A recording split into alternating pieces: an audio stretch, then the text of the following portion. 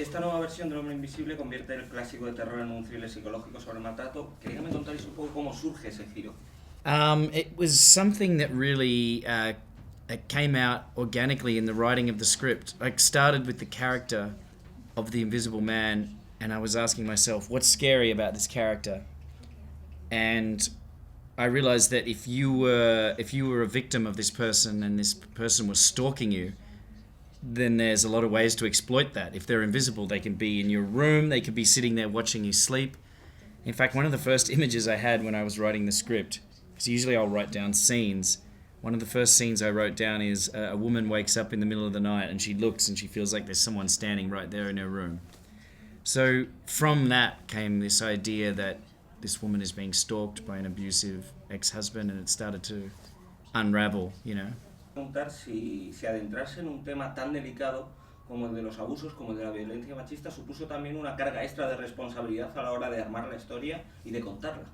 Yeah, I mean, it does bear a lot of responsibility, but working with Elisabeth Moss was great because she brings a female perspective to the film. She was a great co-writer, and I think, you know, with horror films, you have to be entertaining first. I mean, if you're making a film like Get Out or some of these films that Blumhouse makes, they're kind of hailed for having these messages, but they're entertaining first. Like Get Out is an entertaining film, but it also has this deeper message to it. And so I think if you concentrate on the scares and the entertainment first, you can you're allowed to comment on an issue, if that makes sense. You know, it's as long as the story is the most important thing. Precisamente, ¿por qué cree que el terror o la ciencia ficción también son los géneros más apropiados para abordar este otro tipo de temas que van más allá de la historia, que tocan temas más sociales, más políticos? ¿Por qué creen que funciona tan bien en el terror? Well, I think horror is a great delivery system for independent, edgy stories about current events of the day, and I think it's because it's popular. So why is it popular? People like to be scared. You know, they like to go to the theater and have adrenaline fill their bodies up. They like to take roller coasters. They like to jump off airplanes, and they like to go to scary movies. And so that makes horror an effective vehicle for, you know, unique and edgy storytelling. ¿Qué fue en el rodaje con Elisabeth lo que más le sorprendió de ella como actriz?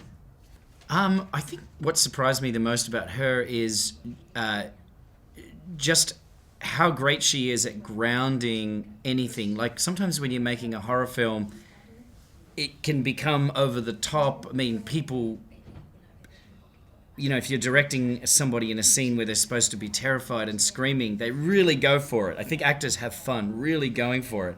Elisabeth was resistant to that. She would always say like, she would always feel like it was too much, that she was going too far. And I would say, well, we need a little more. And like, I would be pushing her to give more of a horror performance, and she would want to ground it. And I think somewhere between the two of us, we found the right balance. But yeah, that was great for me as a director to see how an actor can really ground a movie. Si creen que como sociedad estamos haciendo todo lo suficiente para erradicar este tipo de violencia, la violencia machista. I mean, I don't think so. I think, I think that this is something that's really coming to light. It's always been around, obviously, but what's happening now is there's a conversation that's happening about domestic violence and women in abusive situations. And I think Jason and I are probably the least qualified to talk about it because being, white men, we've had the microphone for so long, and I think what's happening now is that other people are getting a turn at the microphone to talk about what's affecting them. So for me personally, I don't know about Jason, I think the best thing people like us can do right now is just be quiet, sit back and listen, not talk. Yeah, I very much agree with Leigh on that.